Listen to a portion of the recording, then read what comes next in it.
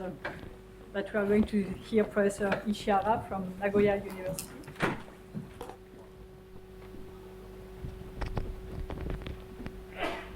Thank you, Chairman. Title of my talk is Statistics of Two-Point Velocity Difference in High-Resolution DNS of Turbulence in a Periodic Box.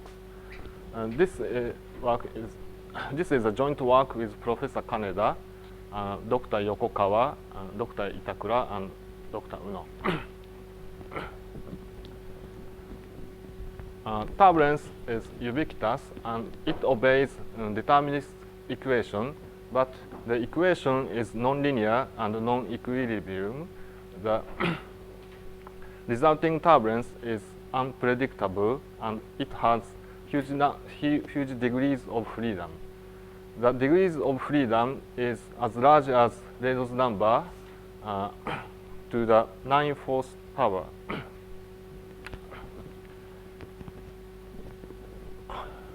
The idea of Kolmogorov suggests universality in the small scale of turbulence is expected for sufficiently large Reynolds number and sufficiently small r. However, we do not know a priori how large Reynolds number must do.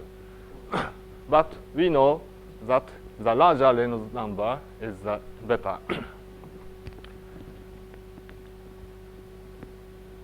The idea of Kolmogorov suggests that the small-scale statistics are insensitive to the details of the forcing and boundary conditions at large scales. So, in computational science of turbulence, large-scale DNS of turbulence is performed under simple conditions to pursue large Reynolds number.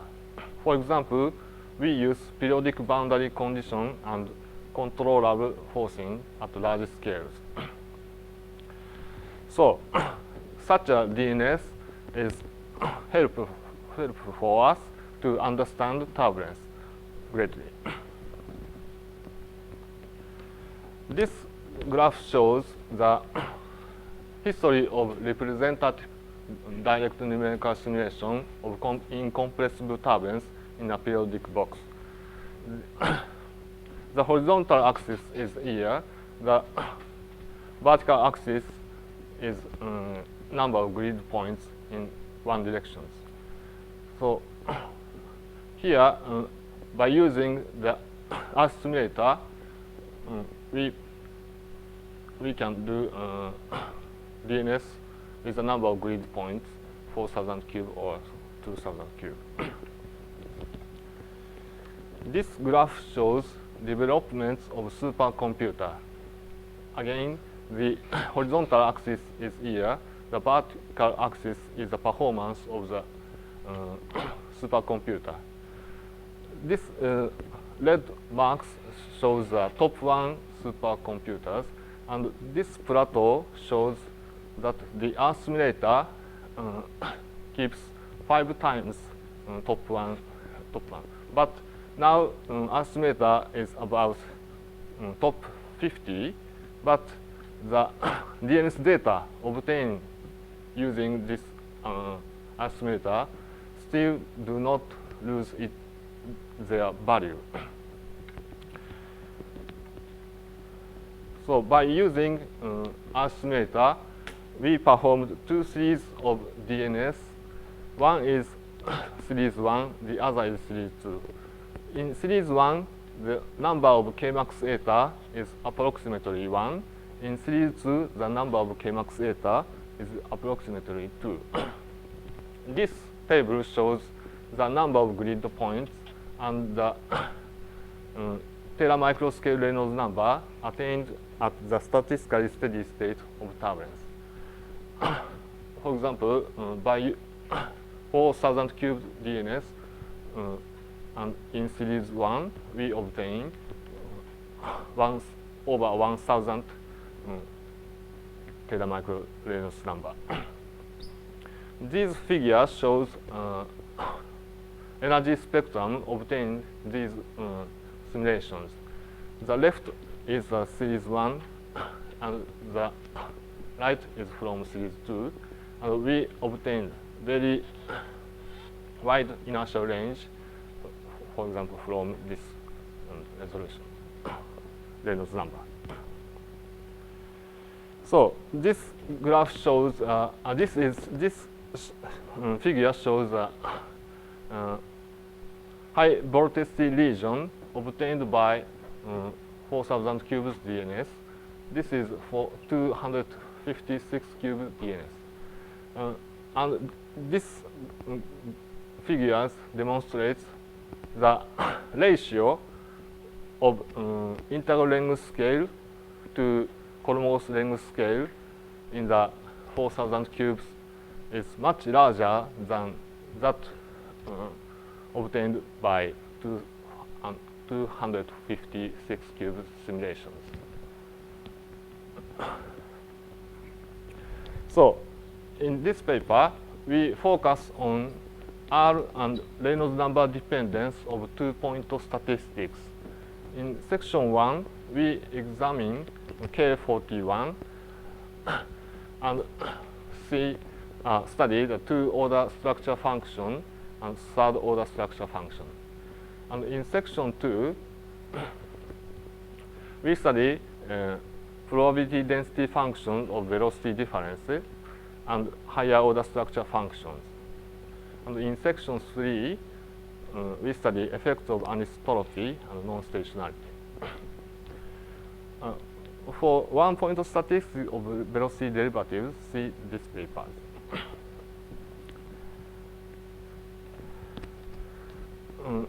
Before presenting the results, I want to mention average used in this analysis.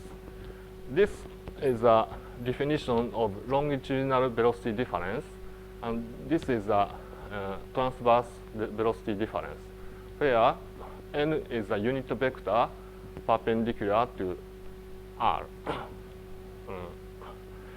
If turbulence is homogeneous, anisotropic, and statistically stationary, the statistics of this velocity difference depend only on r. So to study these quantity and r dependence, we need average.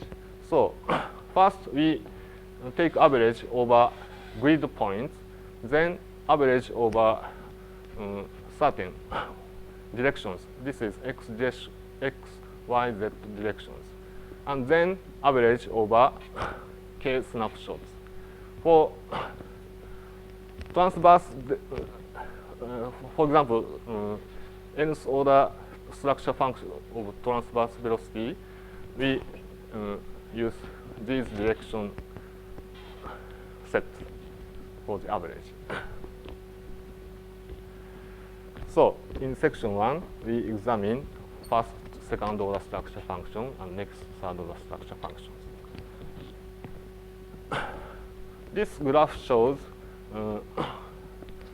R dependence of compensated second order structure functions obtained from the DNS in series 1. Kolmogorov 41 predict that this compensated second order structure function is constant in the inertial subrange. For this graph shows for R lambda less than 500, there is a plateau and the constant is approximately 2.1.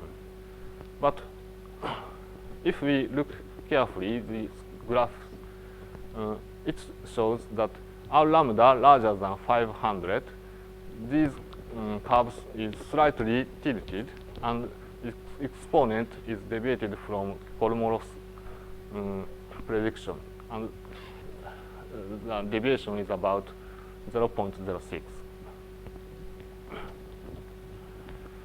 The similar behavior can be observed also in transverse second order structure functions. We can obtain for R lambda less than 500. In that case, this constant is about 2.8.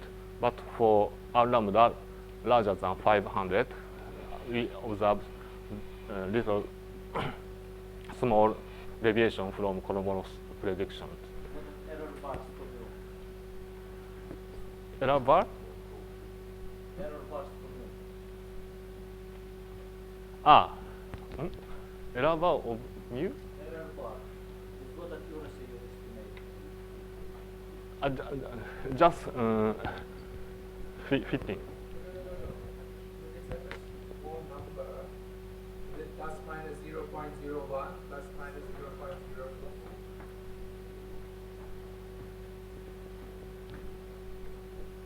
0.02. Okay, just fit obtain the just fit the straight line to some inertial range. What is the answer?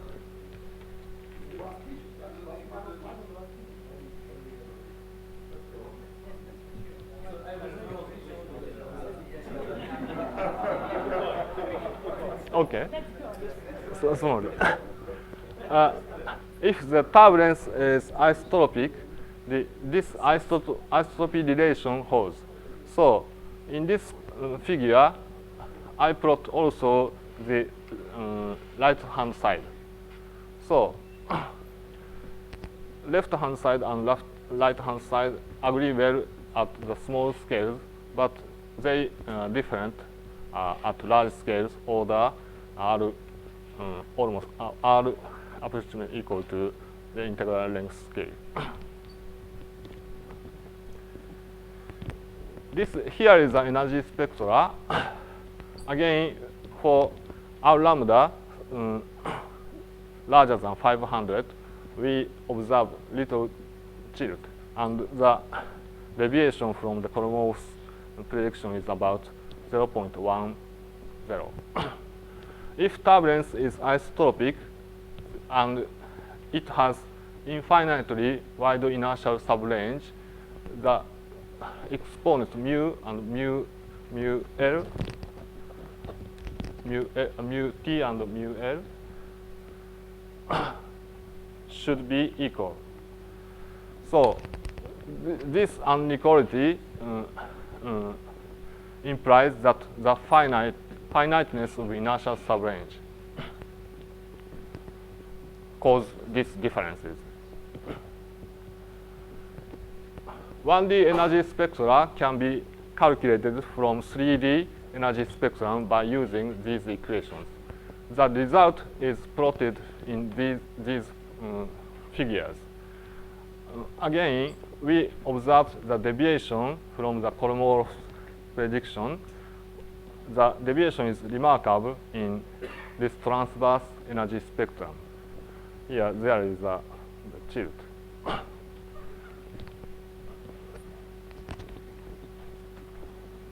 So next graph shows the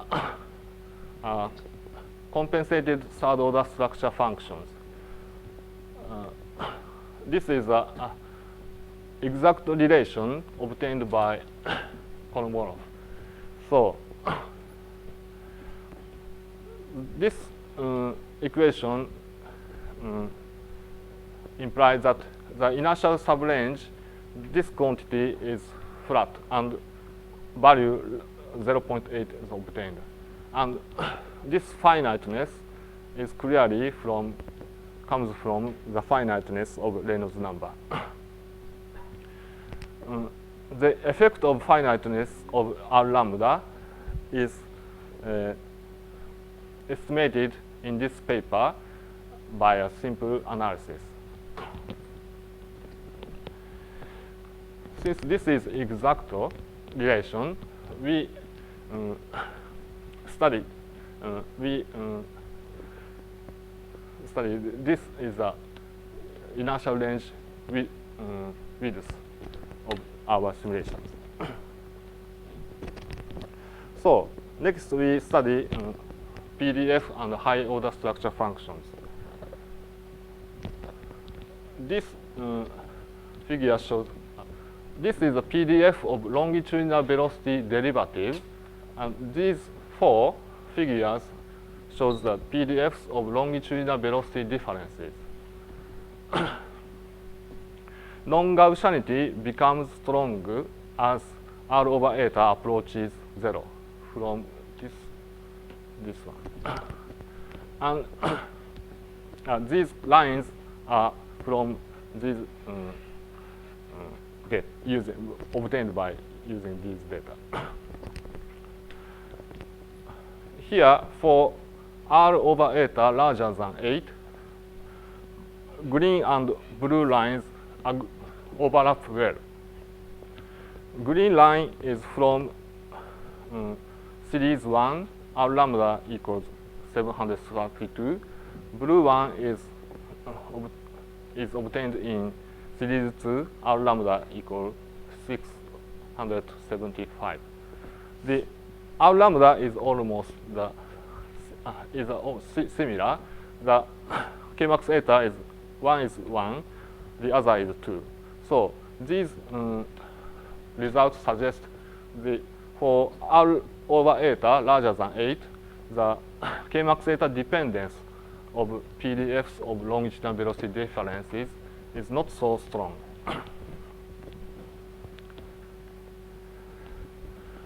Next, we plot the PDFs of longitudinal velocity difference at different values of R lambda, but with the same values of R over L. L is the integral length scale.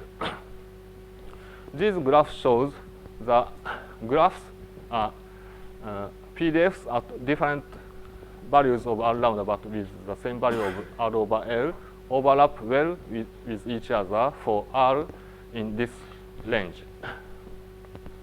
Note that in our DNS, the same method of forcing at large scales was used.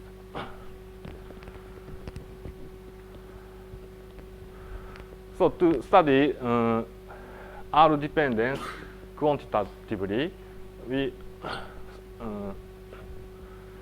calculate the skewness, flatness, and hyper-skewness and hyper-flatness of longitudinal velocity difference.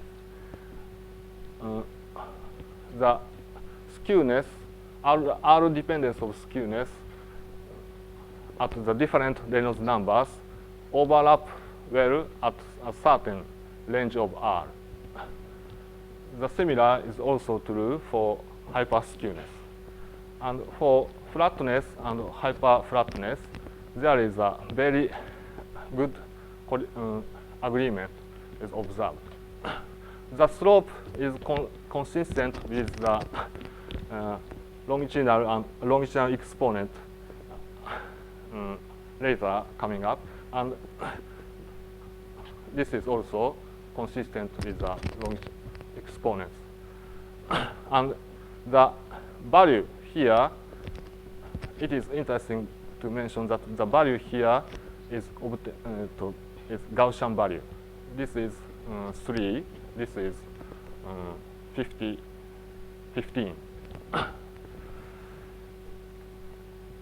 The similar is also true for transverse velocity derivatives. Transverse velocity differences. In order to study the shape of PDFs, R dependence of the shape of the PDFs, we have tried curve fitting.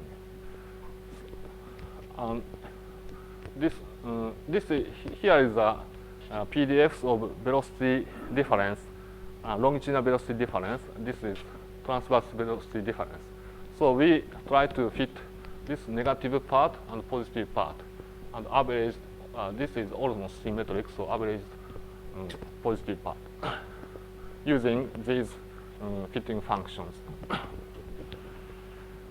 So the performance of fitting function is observed in this figure. If PDF has this form, data defined by this is a function of log z. So linear dependence of theta on log x implies the performance of this fitting is good. And these 6 segments correspond to the data used for the fitting here. So next we observe the R dependence of fitting parameter. Here is the B and beta. Beta is the value here, and B is the value here. So if we plot these fitting parameters against R over eta, lines scatter. But if we plot these parameters against R over L, the lines overlap well. The similar is also true, alpha plus, alpha minus, etc. So note that the exponents here, beta, alpha plus, alpha minus, is about is 1 for R over L, about 0.1. So we have these exponents is about 1 in the inertial range, where R over L is all about 0.1. The next we show the longitudinal and transverse structure functions. Here shows R dependence of local slopes, theta LP and theta TP, defined by these relations. The left figure compare the similar Reynolds number but different Kmax theta. But this Kmax theta 1 is plotted in solid lines, and this is plotted by broken lines. So in the inertial subrange about R over eta, 100 or so, the two curves overlap well. The right figure compare the different Reynolds numbers in the series 1. Again, we observe weak R lambda dependence in the inertial subrange. Here is a comparison of fourth order structure functions. This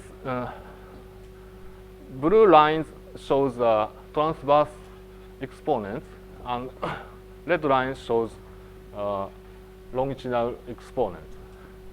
The curves is the local slopes R as a function of R over eta, and they are shifted upward for the different value of R lambda. So R lambda grows, increase from bottom to top. It can be observed overlap region become wider for larger R lambda. Sorry. The right figure shows the difference of this quantity as a function of R over eta. It can be observed that the difference has a local minimum at R over eta around 100. And the minimum is a decreasing function of R lambda.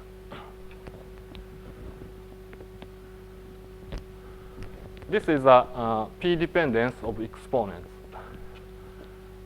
obtained by 2000 cube and 4000 cube. For comparison, we plot also the data from Goto et al. 2002. This graph shows the R lambda dependence of exponents is not so strong. This figure shows the difference of theta L minus theta T. If we compare blue solid line and red solid line, red is up here, blue is here, and or compare blue broken line and red broken line, blue is here, red is here. So the difference is function of Kmax eta, but the difference goes to small for large Reynolds numbers. So to study the effect of anisotropy, we compare this average and this average.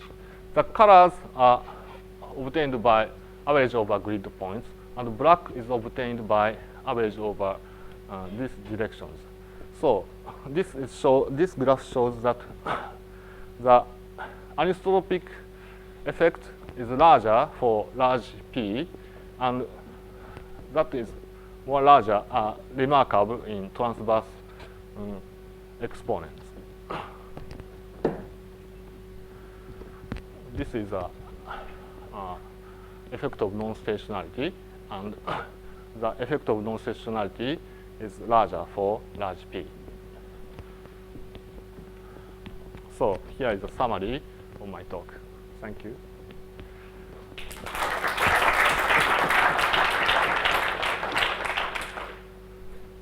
So I have one comment on the different rules you find in the different corrections. Can you perhaps show that slide?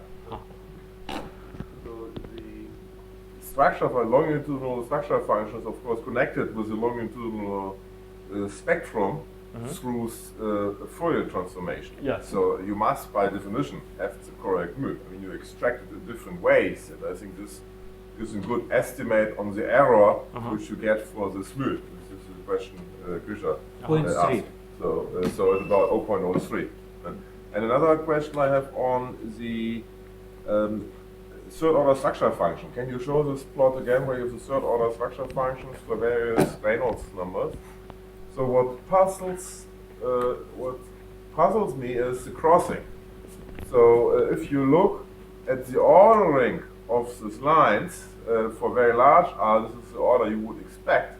If you look at the maximum in this quantity which you plot, the maximum in fact is lowest for this Taylor-Reynolds number of 471. That puzzles me. So I would expect that the grouping of these curves would also be according to the Reynolds number. Yeah, but I'm sorry. These three is the data from the snapshot. We have to take a long time average. I see. So this is not a long time average. This is only one moment. Yeah, And for but these two are obtained by time average. I see. Yes. I see. So it's not converged. Yeah. Yeah, for the measurement of your skin exponent essentially based on R and so on and so forth. Then essentially you have to use your eye to look at which region is good or bad. But in fact, we have extended sample similarity. Essentially, if you compare with third order, they all go straight line. So it's, if you want to see difference between longitudinal and transverse, it's much easier in that coordinate. Why? Because I look at it in the early days. Even with 512 cubic data, you can see that very clearly in the scalings and so on and so forth. Why not you don't do this? Try to see very clearly how much the difference in a converge as Reynolds number increases. Because this is look like you have picked by your eye. That's really not the best way to do it. I would like to hear your comments. Why do you not do this, or and so on and so forth. No? No comment? Okay. Looks like there's many to speak. I have a question concerning the difference between longitudinal and transverse exponents. Can you go back to the picture where you show the difference of the order at the moment? And you claim that by increasing Reynolds, the difference becomes smaller. But I mean, probably if you take into account the error bars induced by your anisotropic components and the non-stationarity that you show later, I mean, all the data there overlap, right? So you don't really see a trend in Reynolds within error bars, or do you still see? I mean, these points should have error bars, right? But this suggests that difference is a decreasing function of Reynolds number. So, yeah, I agree. It's anisotropic deviation and non-station deviation is the large error bar, but on average, the difference is a decreasing function.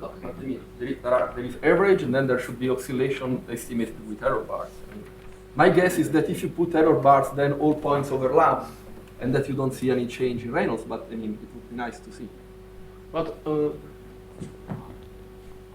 Because I mean, already the trend is very small, right? but my question is how you define the error bar of this line.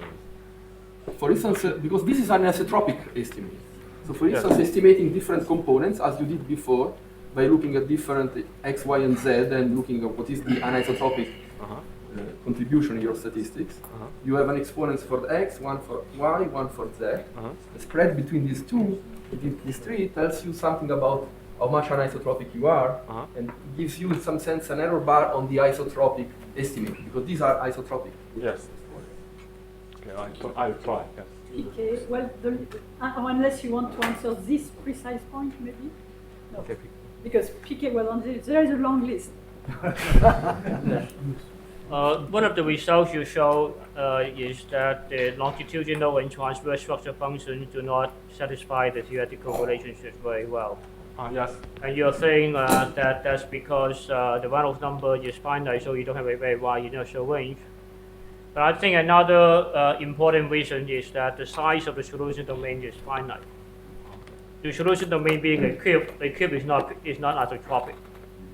So if you go to the larger scales, you're always going to find that those theoretical relations will not hold, no matter how high the Reynolds number is going to be. The only way to make it better would be to have a solution, to have a wider solution domain, make the solution domain larger compared to the Inertial-range scale. Unfortunately, that means something that doubling the number of point interaction. That's very expensive to do. Thank you. Yes, I'll try. Yes. Okay, now we need a little bit of organization because Luca wants to answer Just this add a one. remark. One The relation that connects transverse and longitudinal has nothing to do with Reynolds. It's just isotropy and incompressibility. Yeah. So I mean, it's not a Reynolds problem. It's a problem that you have an isotropic contribution at large scales. I mean, there is no Reynolds there. This is an exact relation when you have incompressibility, and isotropy for any statistics. But this is Reynolds causing doesn't no have. difference. Okay, This is let's causing maybe. no difference with the equation. Okay, this very interesting discussion maybe we'll go over. But I have still one question. I mean, there were one and one. And Could then you we show stop. your local slopes?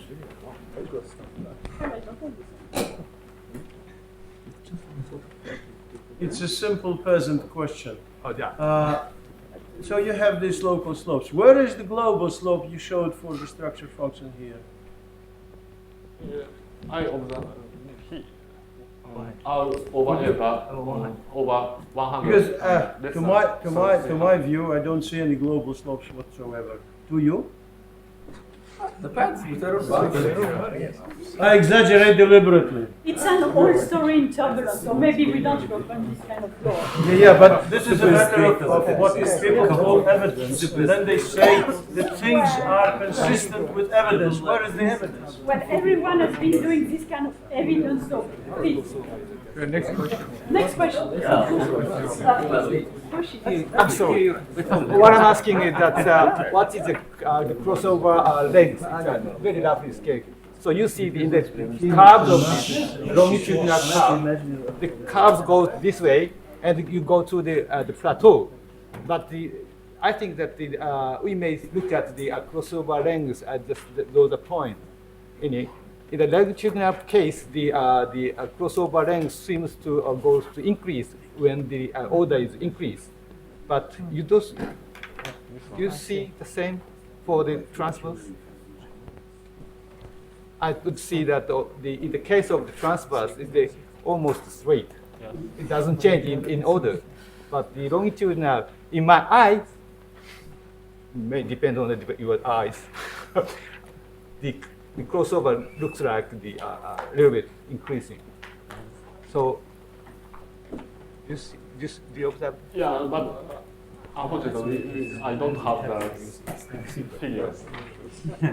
Okay, maybe we have to go for